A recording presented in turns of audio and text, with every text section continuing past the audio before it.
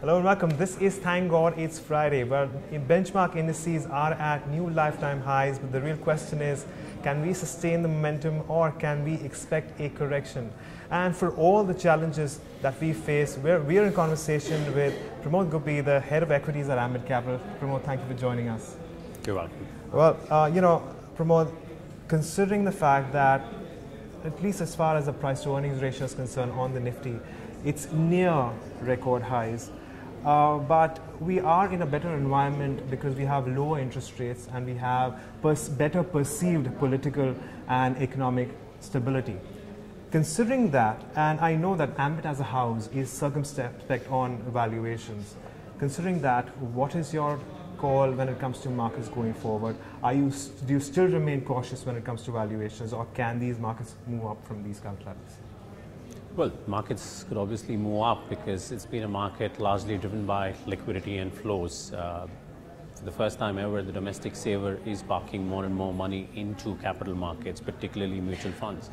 And these are sticky flows in the form of SIPs, which are unlikely to reverse with any sort of short-term negative catalyst. So they are likely to continue unless there is a catastrophic negative catalyst coming in, either from the global events or locally. But assuming that they continue, obviously the markets are likely to continue on its journey upwards because they are already detached from fundamentals in more ways than one. Fundamentally speaking, which is the basis on which we take our call on the market and which is the basis on which we advise our clients, we remain cautious, not just because of the valuations commensurate to the underlying fundamentals. Like we've argued, yes, there is a recovery in the economy. Yes, there's a recovery in corporate profitability. Both of these are not as much as what the rally would suggest, nor is it as broad-based that you can expect this to be sustainable. It has been largely driven by one aspect of the economy, which is consumption. We still don't have a sight of the investment cycle picking up. And as a result, even the sort of stocks that have delivered are largely from one basket, which is driven by consumption as an engine rather than any other segment. So it is a fairly a crowded trade. Yes. People tend to focus on a handful of stocks which are good quality, but at the same time exposed to these sort of drivers. To that extent, the valuations have been pushed up beyond reach. So bottom line, I think we remain ever more cautious than before in recent times. But are these high valuations the new norm then for some time to come, for a period of, say, the next 3 or 4 or 5 years then? I mean, difficult to see because we haven't seen liquidity-driven rallies last that long. While at this stage, it is hard to say what is it that will cause the reversal of these flows. Something has to give, and something always has to give. We have seen this movie in the past, and it does play out in the same fashion. Unless and until we see a significant change in the pickup in the investment cycle, or a much more diverse set of stocks, set of sectors contributing to this rally anytime soon, which could obviously expand the number of stocks that investors are changing, and hence valuations can become a lot more moderate with investment spread across a diverse variety of stocks. But in the absence of which, I guess at some stage investors will feel that, look, it's a bit too much, or maybe certain other asset classes will come up to compete against returns, because this, remember, is coming in an age where real estate and gold, historically very attractive asset classes for Indians, yes, culturally as well as otherwise, have pretty much been out of favor. So at some stage, if real estate after RERA instills the sort of confidence in consumers, maybe some consumers, like you said, interest rates are low, so they say low EMIs, I think there's a regulator behind this asset class, I have confidence that my money will be in safe hands. So if they start changing some of their savings away from capital markets to real estate, right, you might see some sort of reversal in those flows. So I'm saying that there's several other options, but I would be surprised if these sort of valuations continue for beyond the next 12 to 18 months. Okay. At least once there is some consensus in the view, because a lot more people on the street are turning cautious now. In fact, yes. A lot more people are sitting on higher cash balances now at these levels. But Pramod, moving on, most of the major central banks are in the process of heading towards unwinding of their balance sheets. Do you really see some sort of a FI sell-off coming in emerging markets if this does indeed materialize? And is India a lot more insulated this time around given the domestic liquidity support? Well, that's assuming that the central banks are unwinding their balance sheets, which itself is questionable. We've heard a lot of talk about it, but in action, in reality, most of the large central banks continue to be really big buyers in asset markets across asset classes. So when that happens, we'll see. But yes, if you do see significant unwinding, every asset class will take a hit, particularly bond markets, which have already begun to see that. But more importantly, risk assets, of which both emerging market bonds, emerging market equities are a part of, they won't be immune to that. But the real question is, will the central banks have the gall to really take that call that we need to unwind those balance sheets? At this stage, that doesn't seem to be, because inflation is not really a concern globally. Now, whether it's a case of because the global economy itself is weak enough, or are we seeing significant productivity gains driven by automation, which has kept wage inflation significantly low? And if that's the case, I guess wage inflation will remain suppressed globally for a long time. So there won't be any need for tightening from central banks anytime soon. So to that extent, you might see prolonged periods of the same liquidity situation remaining. But if they do tighten, then I guess most risk asset classes will have to take a beating, and India won't be immune to that either. You know, in India itself, there is talk about very little capacity addition and capital expenditure. Are you of the same view? And if you do agree with that, what is it that will change that scenario? What needs to be done to increase capacity expansion and increase capital expenditure? I think we're still recovering from the boom in capex that we saw in the late noughties, to the extent that several sectors saw significantly high capacities built out, which are coming on stream now. Right. And as a result, utilizations are still fairly moderate. So we're in no tearing need to add new capacity, because, like I said, the underlying demand is largely restricted around services and consumption. A lot of the consumption is driven through imported goods. So local manufacturing capacities are not being sweated at the same pace as you would expect, given where the markets are. So as long as utilizations don't hit the levels where, maybe close to 80%, where you have some visibility of demand, and hence promoters and companies take a call that it's about time to expand that capacity, you won't see the next capex cycle coming in.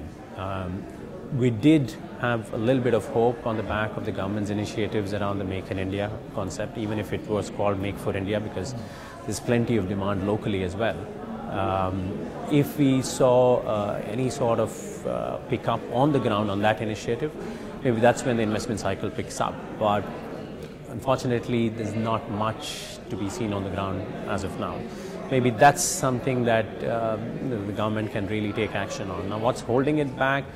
I guess interest rates are not a concern. Interest rates, perhaps one of many factors which drive the investment cycle. At this stage, they are low enough for any corporate to take a call that I can make a real investment on the back of this.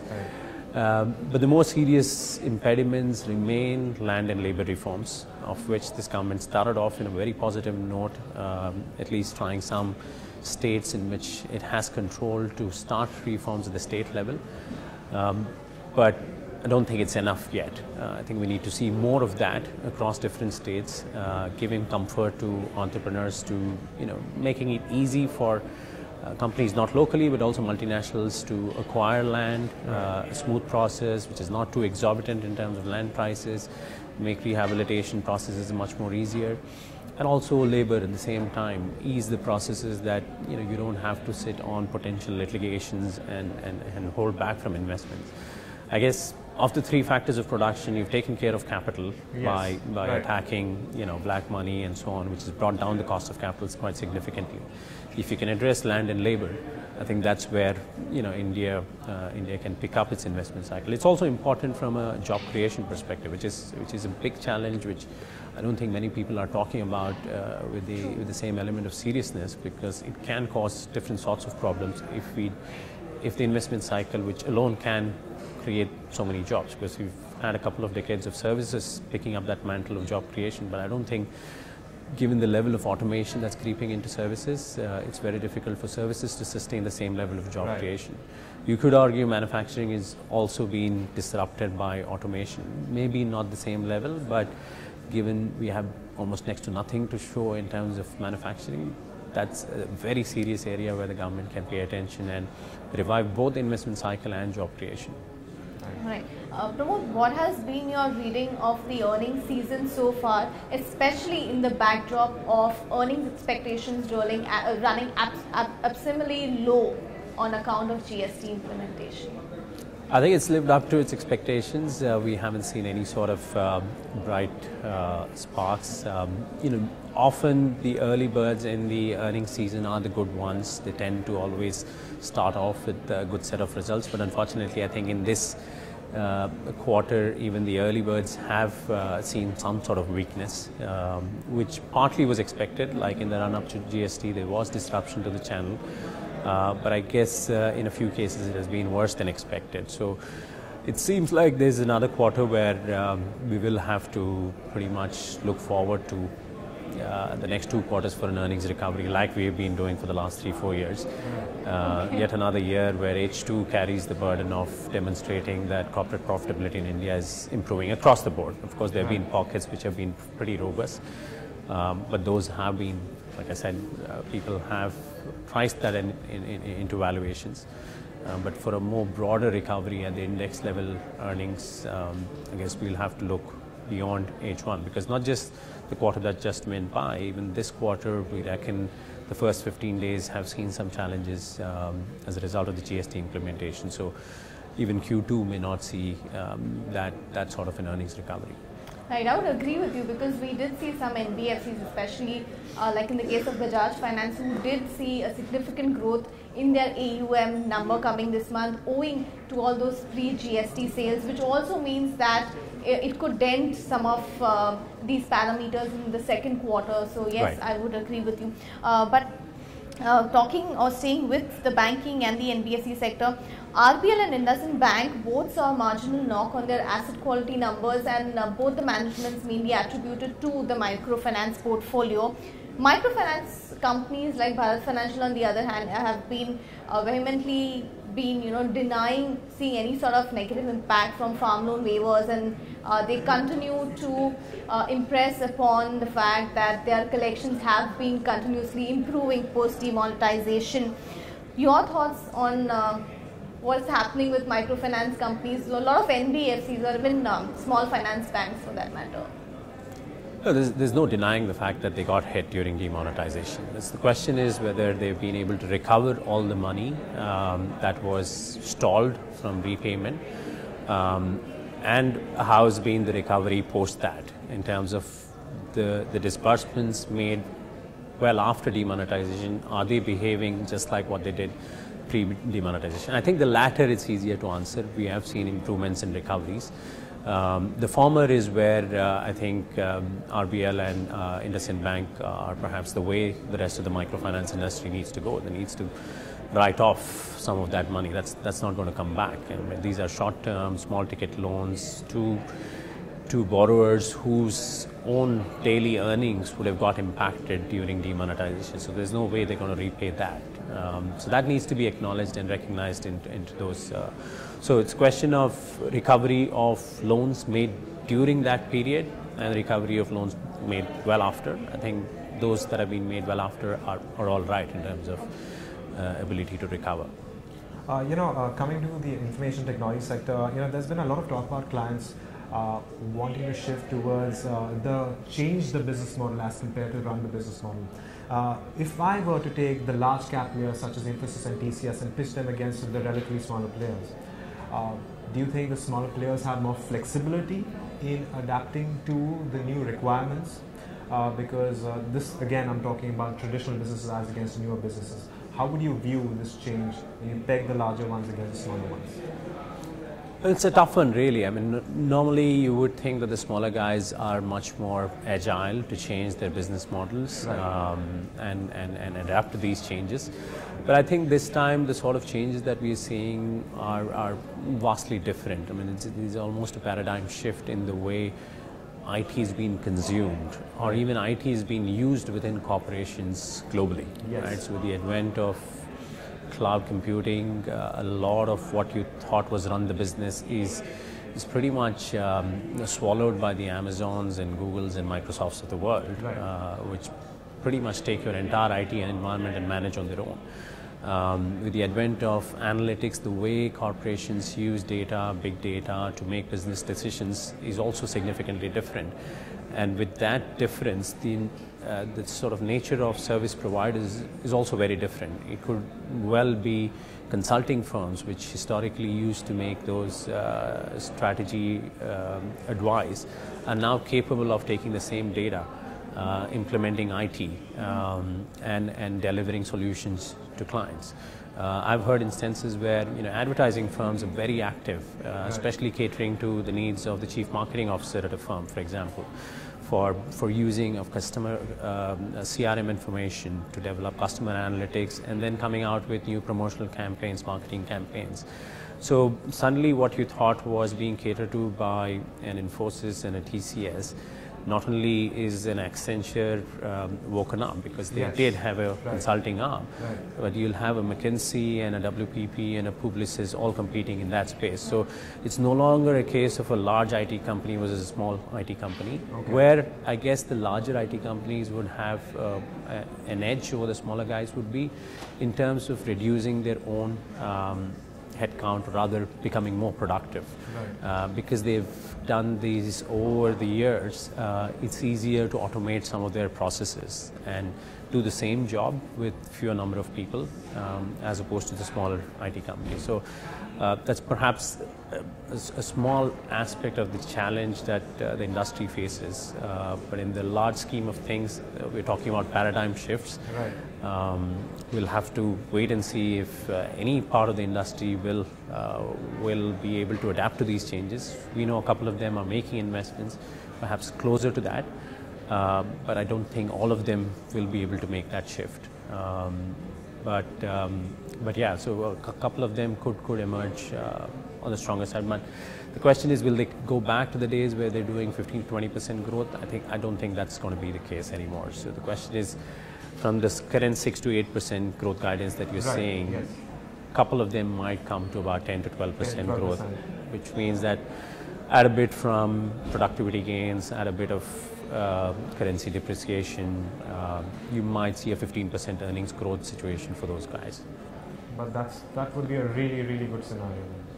Absolutely. I think at current levels where they're about 13, 14 times earnings, a 15% growth situation is fairly attractive. Okay, so let's assume that we do see a 10% correction on benchmark indices, and hopefully for those who have been left out, if the 15% correction in the mid caps, what would be your pockets? Where would you like to dwell into?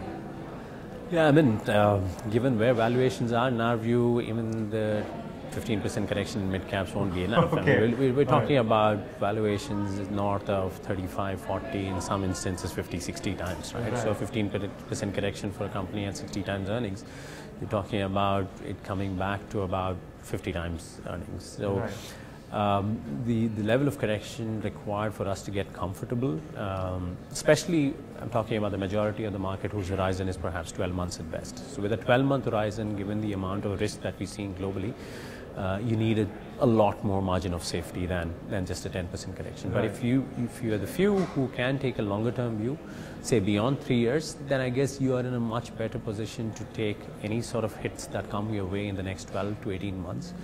And then you can afford to play that compounding story, because there's still good quality companies who can give you compounding north of 25%, in which case if you can hold beyond the next 3 years, even if they don't trade at 50 times anymore, they come down to 35 times, but the 25% compounding itself will ensure you are earning 15-20% returns, which is fairly handsome in today's world. So only if you can take that longer term view does it make sense to participate in a 10% correction.